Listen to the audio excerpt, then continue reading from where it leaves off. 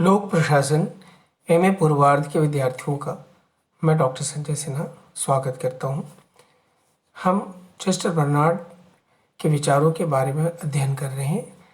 हमने वीडियो के पहले भाग में चेस्टर बर्नार्ड के मूलभूत जो विचार हैं, जो केंद्रीय विचार हैं, इसकी एक रूपरेखा आपके सामने रखी थी। आज हम विशेषकर सत्ता के बारे में, जो बर्नार्ड के दृष्टिकोण है, उसके बारे में समझने का प्रयास करेंगे। जैसा मैंने आपको पहले बताया था कि बर्नार्ड का जो केंद्रीय विचार है वो यह है कि संगठन जो है वह व्यक्तियों की निजी आवश्यकताओं को पूरा करने के परिणाम स्वरूप पैदा होता है। यानी जो औपचारिक संगठन है वो मूलतः व्यक्तियों की निजी आवश्यकताओं को पूरा करने के लिए बनाया गया है। अगर व्यक्ति अपनी समस्त आवश्यकताओं को स्वयं पूरा कर लेते तो उन्हें किसी संगठन में जाने की आवश्यकता नहीं होती। अर्थात संगठन जो है मानव की सामाजिक, आर्थिक, यूं या कह सकते हैं राजनीतिक आवश्यकताएं, उनकी जो भौतिक आवश्यकताएं हैं, सुरक्षा संबंधी या जो सामाजिक आवश्यकताएं हैं, या अहम संबंधी आवश्यकताएं, या सेल्फ एक्चुअलाइजेशन अर्थात स्वप्राप्ति संबंधी जो आवश्यकताएं हैं, उन सभी आवश्यकताओं को पूरा करने के लिए उसे संगठन में शामिल होना पड़ता है। तो ये जो मैंने आपको बताया वो अब्राहम मास्लो की नीड हायरार्की है, जैसा कि आपने अध्ययन किया होगा। तो ये मनुष्य जो है वो अपनी ज़रूरतों को, जो उसकी विविध आवश्यकताएं हैं, फिजियोलॉजिकल, बायोलॉजिकल, सोशोलॉजिकल, साइकोलॉजिकल, ये सारी आवश्यकताओं को पूरा करने के लिए ही वह संगठन में शामिल होता है। तो संगठन जो है उसको हम ऐसे देखें कि प्रत्येक व्यक्ति जो है अपनी अपनी आवश्यकताओं के लिए पूरा करने के लिए इकट्ठे हो गए और इसमें जो है एक सामूहिक उद्देश्य उभर कर आता है। और वह सामूहिक उद्देश्य क्या है? वह सामूहिक उद्देश्य है कि कैसे प्रत्येक व्यक्ति की आवश्यकताओं को पूरा किया जा सके। ये जो विचार है ये शास्त्रीय विचारकों की तुलना में एक सर्वथा नवीन विचार है। सामान्यतः हमने शास्त्रीय विचारकों को देखा कि वो संगठन की जो ज़रूरतें हैं और जो व्यक्ति की जो ज़रूरतें हैं उसमें कोई साम्य नहीं बिठा पाते हैं, उसमें कोई संतुलन नहीं बिठा पाते। लेकिन बर्नार्ड का देखने का जो नज़रिया है वो अलग है। वो संगठन को कहते हैं कि ये बना ही इसलिए है कि व्यक्ति की आवश्यकताओं की पूर्ति होनी चाहिए। तो संगठन जो है उसका अस्तित्व इसमें काम कर रहे प्रत्येक व्यक्ति की ज़रूरतों को पूरा करने से। इसीलिए वो कहते हैं कि संगठन को कुशल और प्रभावी होना चाहिए। तो कुशल और प्रभावी होने से तात्पर्य क्या है कि सदस्यों की जो ज़रूरतें हैं उसको यह पूरा कर सके और समय सीमा के अंतर्गत यह जो सामूहिक उद्देश्य है, यानी प्रत्येक व्यक्ति के उद्देश्यों को पूरा करना ही सामूहिक उद्देश्य है, इसको समय सीमा के अंदर पूरा किया जाना चाहिए। तो ये कुशलता और मितव्ययता, ये प्रभावशीलता की जो अवधारणा बर्नार्ड की है, यह शास्त्रीय विचारकों की तुलना में बिल्कुल एक नई सोच है। क्योंकि शास्त्रीय विचारक जो है कुशलता और प्रभावशीलता को उत्पादन के साथ जोड़ते थे और मुनाफे के साथ जोड़ते थे, जबकि संगठन की जो कुशलता है और प्रभावशीलता है, बर्नार्ड उसको इसमें कार्यरत व्यक्तियों के संतुष्टि के साथ जोड़ते हैं, उनकी ज़रूरतों को पूरा करने की दृष्टि से देखते हैं। तो पहले जो महत्वपूर्ण बात है यह हमें समझनी चाहिए कि संगठन के प्रति जो बर्नार्ड का नज़रिया है वो शास्त्रीय विचारकों से भिन्न है। दूसरी बात जो है वो सत्ता को लेकर है, जो आज का हमारा शीर्षक है कि सत्ता के बारे में बर्नार्ड के क्या विचार। तो जैसे शास्त्रीय विचारकों को देखें तो वो सत्ता का मतलब ये उनके संदर्भ में सत्ता का अर्थ क्या था कि भाई पद सोपानिक ढांचे में जो उच्चतर पद है यानी उच्च स्तर के जो पद हैं उसमें अधिक सत्ता होती है, अधिक जिम्मेदारी होती है, और वो क्या है, संगठन के उद्देश्यों को पूरा करने के लिए फैसले करते हैं और अपने अधीनस्थों को उन फैसलों को लागू करने के लिए निर्देश जारी करते हैं। और अधीनस्थों का यह दायित्व होता है कि उच्च अधिकारियों द्वारा दिए गए निर्देशों की अनुपालना करें, और जो ऐसा नहीं करता है उसको दंड दिए जाते हैं। तो ये जो सोच है शास्त्रीय विचारकों की कि सत्ता का मतलब क्या है, आदेश देने का एक अधिकार जो पद से जुड़ा हुआ है, और पद सोपानी के ढांचे में जो जो हम ऊपर की ओर बढ़ते जाते हैं वैसे वैसे सत्ता की मात्रा बढ़ती चली जाती है। अगर आप याद करें तो पद सोपान को परिभाषित करने का यह एक तरीका था कि सत्ता के बढ़ते क्रम में पदों को व्यवस्थित करना ही पद सोपान है। तो जैसे जैसे सत्ता के हम शीर्ष पर बढ़ते चले जाते हैं, जहाँ मुख्य कार्यपालक का पद होता है, तो वहाँ पर क्या है कि सर्वाधिक सत्ता पाई जाती है, और वह जो आदेश करता है सभी समस्त अधीनस्थों को उस आदेश की अनुपालना करनी पड़ती। तो सत्ता के बारे में जो शास्त्रीय विचारकों का मत है वो यह है कि पद के साथ जुड़ी हुई घटना है, और सर्वोच्च पद के पास सर्वोच्च सत्ता होती है, और सत्ता का जो प्रवाह है यानी आदेश का जो प्रवाह है वह ऊपर से नीचे की ओर होता है। लेकिन बर्नार्ड की जो दृष्टि है वो भिन्न है। वो सत्ता को लेकर एक नया नजरिया पेश करते हैं। वो कहते हैं कि चूंकि संगठन जो है व्यक्तियों की आवश्यकताओं की वजह को पूरा करने की वजह से बना है, और यह जो संगठन है वह उसका एक ही उद्देश्य है कि इसमें कार्य करने वाले समस्त सदस्यों को, है ना, उनकी जो निजी आवश्यकताएं जो वो स्वयं अकेले पूरा नहीं कर सकते उनको पूरा करने के लिए बना है। इसलिए जो संगठन है उसमें जो भी फैसले लिए जाएं या जो भी निर्देश दिए जाएं वो उसकी स्वीकार्यता अधीनस्थों के द्वारा सबसे पहले होनी चाहिए। तो वो उन्होंने अगर वो कहते हैं कि अगर अधीनस्थ आदेशों को न माने तो फिर उच्च अधिकारियों में सत्ता नहीं होती। तो सत्ता जो है वो बर्नार्ड के अनुसार अधीनस्थों की स्वीकृति पर निर्भर करती, यानी हमने आदेश दिया और हमारे अधीनस्थ ने हमारे आदेश को मान लिया तो इसका अर्थ ये हुआ कि मुझ में सत्ता है, और यदि उसने हमारी बात नहीं मानी, जिन किसी कारणों से भी नहीं मानी, तो मेरे में सत्ता नहीं है। तो यानी सत्ता इस बात पर निर्भर करती है कि अधीनस्थ आदेश को मानते हैं या नहीं।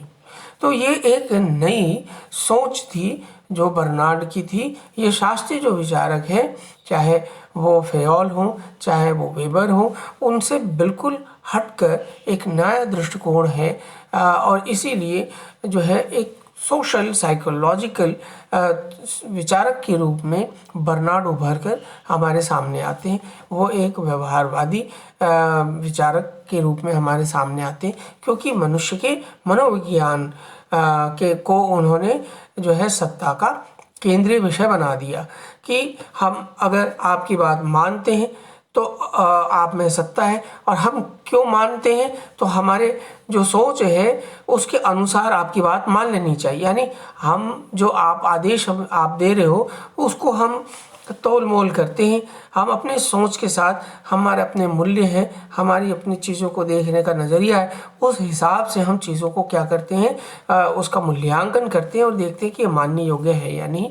तो इसमें मनोविज्ञान बड़ा महत्वपूर्ण रोल प्ले करता है, और इसीलिए बर्नार्ड जो है एक व्यवहारवादी विचारक के रूप में जाने जाते हैं। तो ये एक बात आपको ध्यान में रखनी चाहिए कि सत्ता के प्रति जो है बर्नार्ड का जो नज़रिया है वो शास्त्रीय विचारकों से भिन्न है।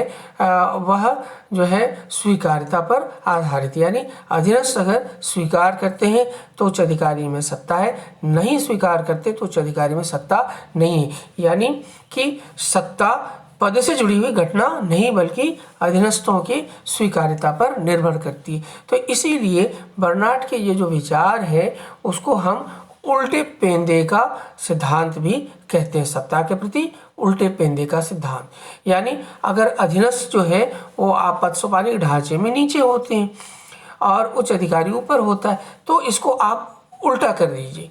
उल्टा करने का मतलब जो अधीनस्थ हैं वो बड़े महत्वपूर्ण हो गए। उन्होंने अगर आपकी बात मान ली तो आप में सत्ता है, अन्यथा सत्ता नहीं। तो जो है सत्ता कहाँ निवास करती है? तो अधीनस्थों में निवास करती है। तो ये कुछ वैसी बात हो गई जैसे कि अंग्रेजी में कहावत है, ये beauty lies in the eyes of beholder, यानी देखने वाले की आंखों में है ना खूबसूरती होती है। तो उसी तरह की बात यहाँ पर बर्नार्ड कह रहे हैं कि सत्ता वास्तव में अधीनस्थों के मानसिकता, उनकी सोच, उनके मनोविज्ञान और उनकी जो मेंटल प्रोसेस है उस पर निर्भर करती है। अगर वो मानते हैं तो है, अन्यथा नहीं। तो ये एक बड़ी महत्वपूर्ण अवधारणा है बर्नार्ड की। तो अब देखिए सवाल ये उठता है कि भाई अधीनस्थ जो है वो उच्च अधिकारी के आदेश को कैसे मानते हैं, क्यों मानते हैं, क्या कारण होता है? तो इसके बारे में वो कहते हैं कि यदि जो आदेश दिया गया वो उसको अगर समझा गया अधीनस्थों के द्वारा तो वो स्वीकार कर लिया जाएगा। अगर समझा ही नहीं गया तो फिर क्या उसको मानने की बात ही नहीं उभर कर आती, यानी कि मानने का प्रश्न नहीं उठता। पहले तो समझा जाना चाहिए कि आखिर आदेश क्या है, आदेश की प्रकृति क्या है, उसका अंतर्निहित जो है उद्देश्य क्या है, इंटेंट क्या है, ये हमको समझना जरूरी। तो दूसरा कारण और क्या है? वह है संगठनात्मक उद्देश्यों के साथ इसकी सुसंगति, यानी संगठन जिन उद्देश्यों के लिए बना है। याद रखिए हमने बार बार कहा संगठन का उद्देश्य क्या है? तो सामूहिक उद्देश्यों की प्राप्ति जिसमें प्रत्येक व्यक्ति के हित तो शामिल हो। तो उन उद्देश्यों के साथ इसको सुसंगत होना है, अर्थात कि जो भी आदेश दिए जा रहे हैं वो सामूहिक हित के लिए को बढ़ाने वाले होने चाहिए। तो इसलिए इस दृष्टि से भी जो आदेश होता है उसका मूल्यांकन किया जाता है कि क्या यह हमारे द्वारा सही तरीके से समझा गया, क्या वास्तव में हमने जो समझा वो सही है, कि यह संगठनात्मक उद्देश्यों को बढ़ाने वाला है, इसमें मेरे उद्देश्य, मेरे हित भी शामिल होंगे, क्या ये इसको मानने से हमारी आवश्यकताएं भी पूरी होंगी, जिन आवश्यकताओं को पूरा करने के लिए हम संगठन में शामिल हुए थे। और फिर यह भी देखा जाता है कि क्या वास्तव में मैं इस आदेश को शारीरिक और मानसिक रूप से मानने के लिए और उसके अनुसार कार्य करने के लिए सक्षम हूँ भी या नहीं। तो ये कुछ जो है पैरामीटर्स हैं, कुछ मानक है, या यूँ कह लीजिए कि कुछ जो है मूल्यांकन करने के स्तर हैं, फैक्टर्स हैं, जिस आधार पर आदेशों का क्या किया जाता है, मूल्यांकन किया जाता है और देखा जाता है कि क्या वास्तव में अधीनस्थ जो है प्रसारित आदेश को जो उच्च अधिकारी द्वारा उसे दिए गए उसको वो इस प्रकार से मूल्यांकन करके देखता है कि क्या यह माना जा सकता है या नहीं, मानने योग्य है या नहीं। तो कुल मिलाकर सत्ता जो है इस बात पर निर्भर करती है कि आदेश माने गए या नहीं, और आदेश इस बात पर निर्भर करते हैं, आदेश के मानना इस बात पर निर्भर करता है कि अधीनस्थ जो है उसका किस प्रकार से मूल्यांकन कर रहे हैं। तो इसलिए अधीनस्थ जो है वो मेन फैक्टर हो गया कि कोई आदेश माना जाएगा नहीं। और ये जो मैंने 4 बातें बताई ये एक जो है आपका पैरामीटर बन गया जिस आधार पर उसका मूल्यांकन किया जाता है।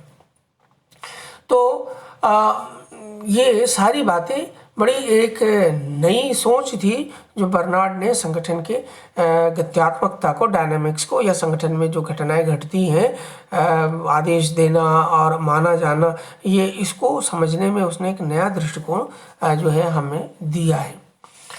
तो अगर हम इसका एनालिसिस करें तो वो क्या है भाई कि व्यक्ति आपके आदेश को तब मानता है जब उसको लगता है कि उसकी ज़रूरतें पूरी होती हैं, उसके हित में है। उसको ऐसा लगता है अगर नहीं मानेगा तो उसको दंड भी मिल सकता है, और वो इस रूप में भी देखता है कि भाई आदेश जो है इसलिए मान लिया जाना चाहिए कि जो हमारा आदेश देने वाला अधिकारी है उसके प्रति मुझे विश्वास है, सम्मान है कि वो हमारे साथ हमारे हितों का संरक्षक है, धोखा नहीं देगा, हमें कोई नुकसान नहीं पहुंचाएगा, उसकी बात मान ली जानी चाहिए, और ये भरोसा है उसके पास। और उसके साथ साथ उसको ऐसा लगता है कि हम मान लेंगे तो हमको जो है हमको पुरस्कार मिलेगा। और साथ ही साथ वह यह भी देखना चाहता है कि क्या जो आदेश दिए गए वो तार्किक है, लक्ष्य के अनुसार ये लक्ष्य को प्राप्त करने में, सांगठनिक लक्ष्य को प्राप्त करने में सहायक होंगे, और साथ ही साथ वो उसके निजी हितों के लिए उपयोगी होंगी। तो ये बहुत जो है जो कहते हैं बड़ी सूक्ष्म विश्लेषण किया उन्होंने कि अधीनस्थ जो है किन आधारों पर जो है स्वीकार करते हैं उच्च अधिकारियों के आदेश को। तो ये विषयनिष्ठ और वस्तुनिष्ठ दो प्रकार का विश्लेषण हो जाता है। तो बर्नार्ड जो है इस प्रकार सत्ता के प्रति अपने जो पूर्ववर्ती जो विचारक है उससे उलट, जैसा मैंने बताया, एक उल्टे पेंदे का सिद्धांत है ना, बॉटम अप अथॉरिटी का कॉन्सेप्ट डेवलप करते हैं और वो कहते हैं कि पदसोपान जो है शीर्ष में नहीं अपितु कहाँ होता है, पेंदे में होता है, और इसकी जो गमन करने की दिशा होती है वो नीचे से ऊपर की ओर होती है।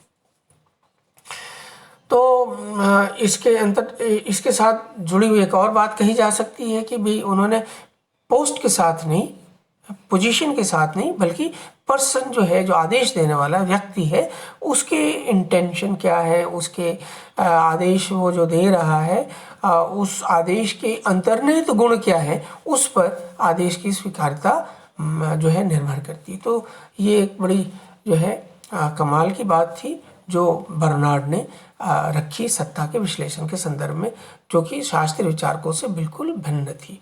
तो ये बात आपके लिए महत्वपूर्ण थी। अब एक कॉन्सेप्ट आता है बर्नार्ड का, बड़ा महत्वपूर्ण है, जिस पर अक्सर प्रश्न पूछे जाते हैं, और वह है कि जोन ऑफ इंडिफरेंस। बर्नार्ड जो है तटस्थता का क्षेत्र की एक अवधारणा लेकर आते हैं और वो कहते हैं कि देखो, कोई भी आदेश जब जारी होता है तो उसके प्रति अधीनस्थ जो है वो तीन प्रकार का रिएक्शन कर सकते हैं। पहला रिएक्शन तो ये होगा कि वो ये मान लेंगे कि भाई यार ये मानने योग्य है, इसको माना जा सकता है, इसको स्वीकार किया जा सकता है, क्योंकि ये हमारे हित में, क्योंकि ये सांगठनिक लक्ष्यों के अनुसार है, और इस दृष्टि से कि ये रैशनल है, सब्जेक्टिवली ऑब्जेक्टिवली दोनों ही तरीके से रैशनल है, इसलिए इसको स्वीकार कर लो।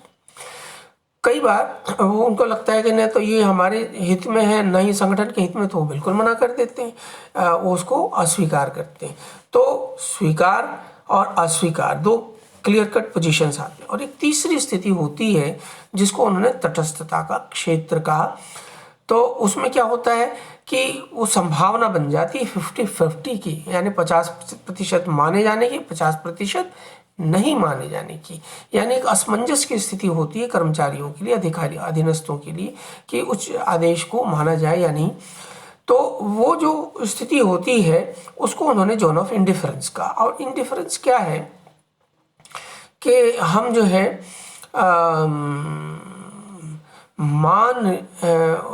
चूंकि कर्मचारी असमंजस में, तो हम उसको कन्विंस कर सकते हैं, उसके साथ एक साइकोलॉजिकल जो है काइंड ऑफ ना डायलॉग स्थापित कर सकते हैं, मनोवैज्ञानिक उसके साथ लेन देन की बात।